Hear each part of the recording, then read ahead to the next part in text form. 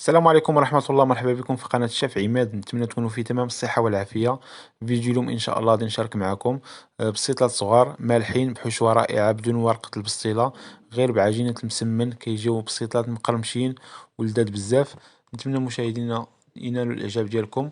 وبقوا معايا باش تعرفوا على طريقة التحضير. إلا كنتي أول مرة كتشوف القناة ديالي نتمنى تشتركوا عندي في القناة وتفعلوا زر الجرس هكا باش توصلوا بجديد الوصفات. ونبداو على بركة الله في تحضير الوصفة. أول حاجة في إناء أو طنجرة غادي نوضعو القليل من الزيت النباتية، وغادي نضيفو عليها، عندي هنا مشاهدينا صدر ديال الدجاج مقطع مربعات صغار. ممكن تستعملو الديك الرومي أو لاداند. وغادي نضيف عليه فلفلة صفراء حتى هي مقطعة مربعات صغار، وفلفلة حمراء. عندي هنايا مشاهدينا جوج حبات ديال البصلة قطعتهم صغار. وغادي نضيف فلفلة خضراء حتى هي.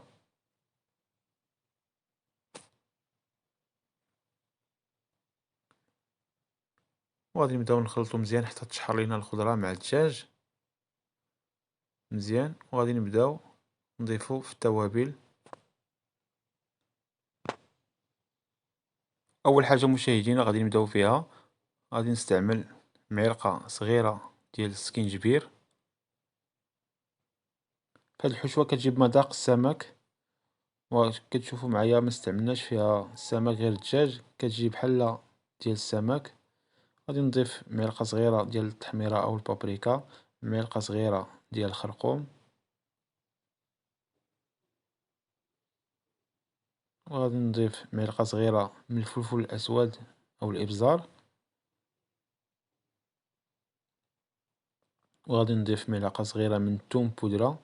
ممكن نعوضوها بالثوم العادية، نحكو واحد جوج حبات ديال الثوم. وهنا غادي نضيف ملعقة صغيرة ديال الفلفل الحار أو الهريسة، وملعقة كبيرة من المصير مقطع. المصير كيعطي واحد اللذة لهاد الحشوة، واحد الحموضة كتجي مزيانة. وغادي نضيف كمية كبيرة ديال القزبر والمعدنوس. صافي غادي نخلط مزيان حتى هاد الشرمولة أو الخضرة تشرب ليا هاد الشرمولة مزيان.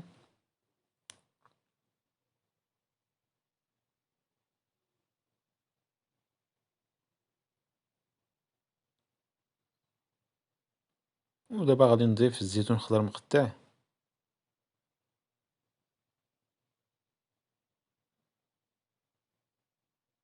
صافي مشاهدينا غادي نغطي عليه ونخليه حتى يطيب، ونمشيو باش نحضرو العجين ديال المسمن. في قصرية غادي نوضع زلافة ديال الدقيق الأبيض الخاص بالحلويات، يكون نوعية جيدة باش هكا تجيكم الورقة مزيانة. وغادي نضيف عليه زلافة ديال الدقيق القمح أو الفينو. غادي نضيف شوية ديال الملحة. وهنا غادي نعجن العجينة بالماء بارد، عجينة عادية ديال المسمن مشاهدينا. صافي غادي نخلط مزيان ونجمع العجينة.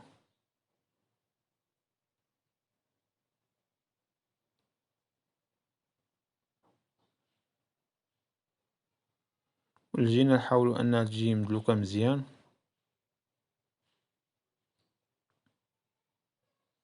صافي مشاهدينا، والعجينة هي غادي نغطيها بلاستيك غذائي ونخليها حتى ترتاح. ومني غادي ترتاح واحد نصف ساعة غادي نقسمها على 3. ملي غادي نقسمها غادي نوضعها ونخليها حتى هي ترتاح واحد 10 دقايق.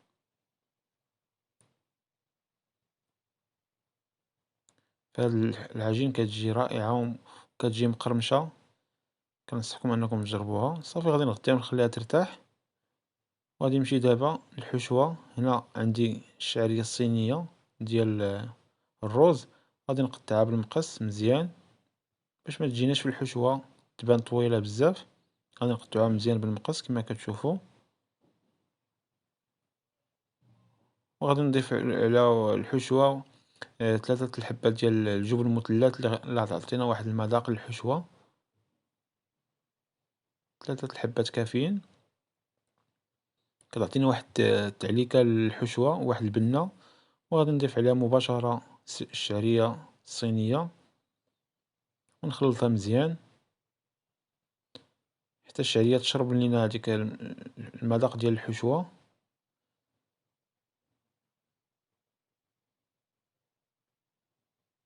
وكإضافة ممكن نضيفو ضمات ديال السمك باش تعطينا مذاق السمك في الحشوة، أنا مستعملتهاش. وضفت شوية ديال صلصة الصوجا. صافي مشاهدينا، الحشوة ديالنا واجدة. غادي نمشيو دابا غادي نصفيو الحشوة، لأن هداك الماء مغاديش يخلينا البسيطات ينجحو. وهاد الماء غادي نستعملو مشاهدينا من بعد، غادي نوريكم فاش غادي نستعملو. نخليو الحشوة تبرد ونمشيو مشاهدينا باش نبداو نطلقو في العجين.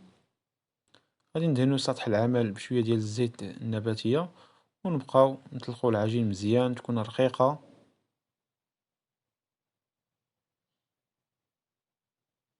كما كتشوفوا نحاولوا اننا نعطيوها واحد الشكل مستطيل او مربع،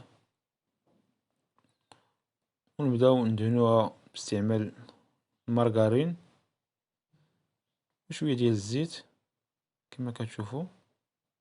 غادي نطويوها على 4، طريقه جد سهله. ونبداو ندهنوها بالزبده باش تجينا مورقه، وهكا باش تجينا نيت العجين ديالنا مقرمشه.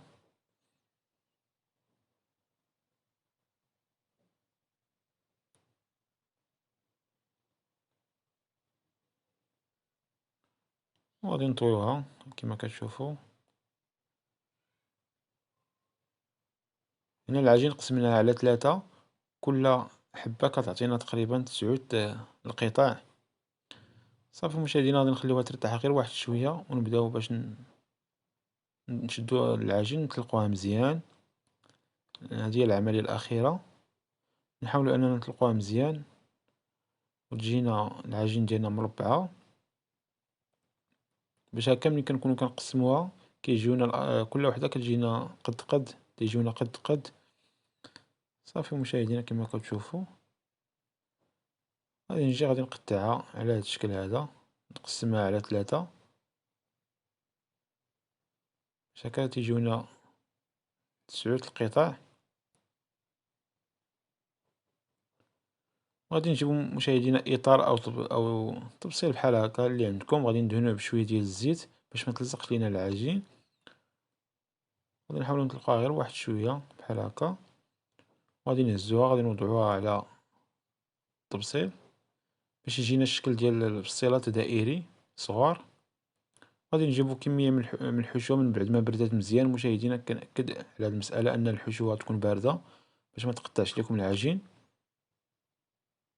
صافي كنبقاو نجمعو بالصباع ديالنا على هذا الشكل، ولا كان شي عجين زائدا نقطعوها نحيدوها.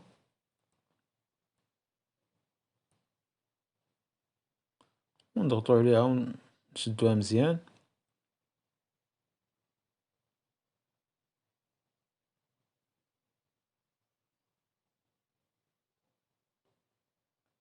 كما كتشوفوا غادي نقلبوها وها البسيطلة هي واجدة.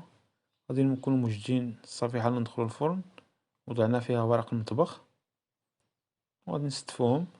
غادي نستمر على هذه الطريقة مشاهدين حتى نكمل هاد البسيطات كاملهم.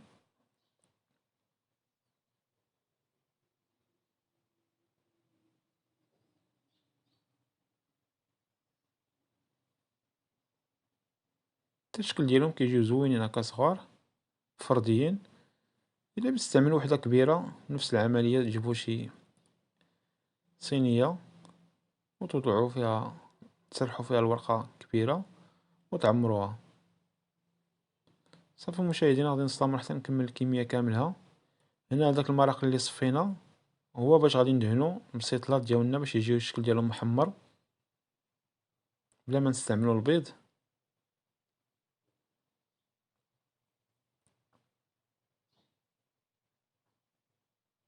غادي نكونو مسخنين الفرن على درجة حرارة 180، وندخلو البسيطة ديالنا يتحمرو.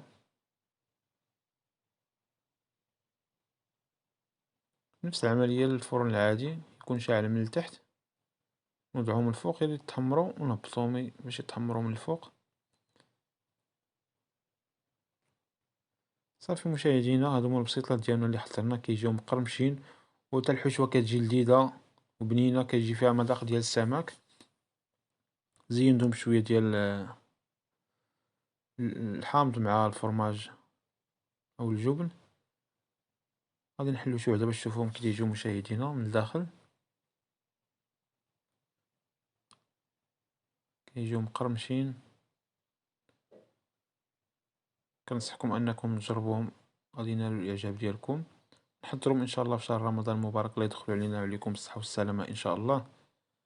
نتمنى هاد الوصفة تنال الاعجاب ديالكم، وشكرا على المشاهدة، والى اللقاء في فيديو قادم ان شاء الله.